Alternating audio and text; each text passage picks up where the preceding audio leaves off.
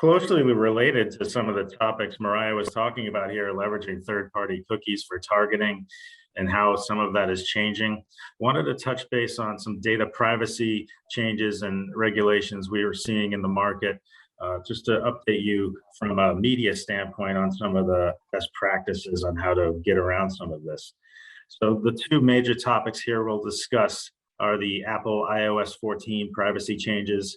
Uh, those of you who have iPhones may have noticed this already on your devices. And then also, as Mariah mentioned, Google Chrome will be doing away with the web browser cookie relatively soon. So how do we achieve a post-cookie targeting ability?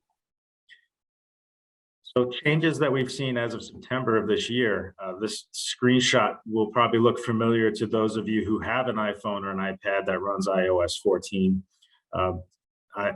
Apple has made the determination in order to protect their users' privacy that we can now ask an app to not track us and our surfing habits while we're on an iPad, iPhone, or any device that runs iOS 14.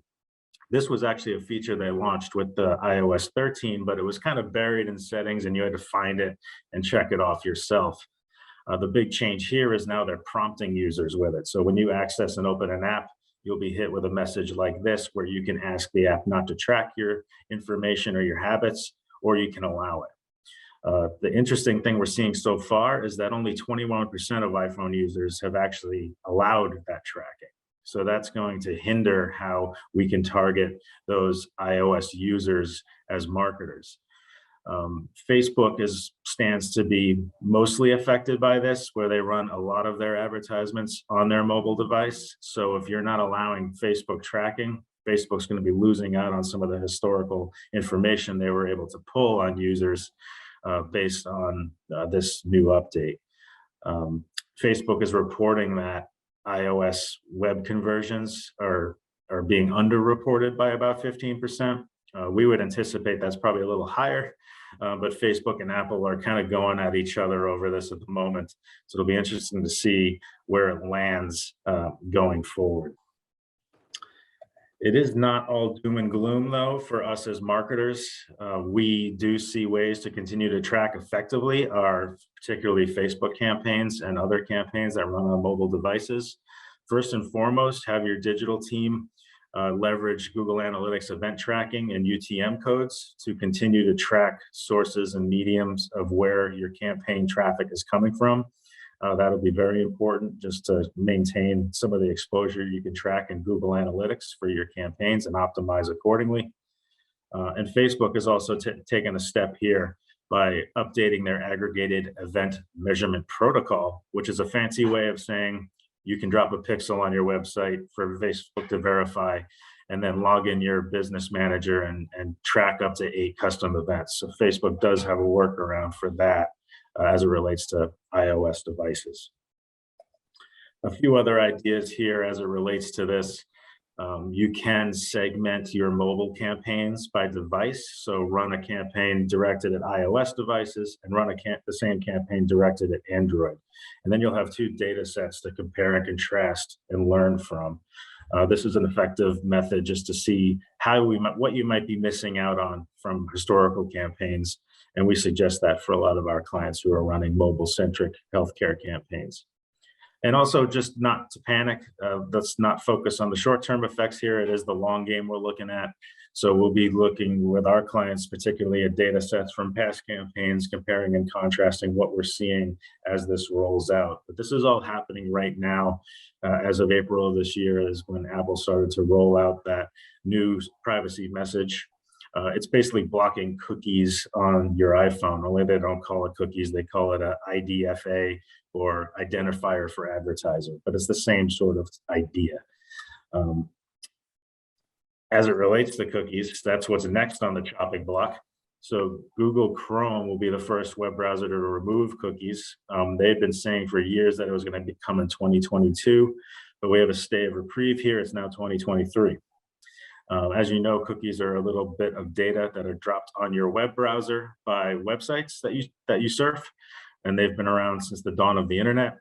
This allows those sites and third parties to see what you click on, what are your content preferences, what are your shopping preferences, what devices do you use, where do you live, your search browser history. So if cookies go away, they will no longer be able to track that one-to-one to users, which is the whole concept. So it's a little more private for you, the end user, that your data is not being absorbed into the cloud for malicious advertisers. There are third-party solutions and new solutions being discussed and tested now.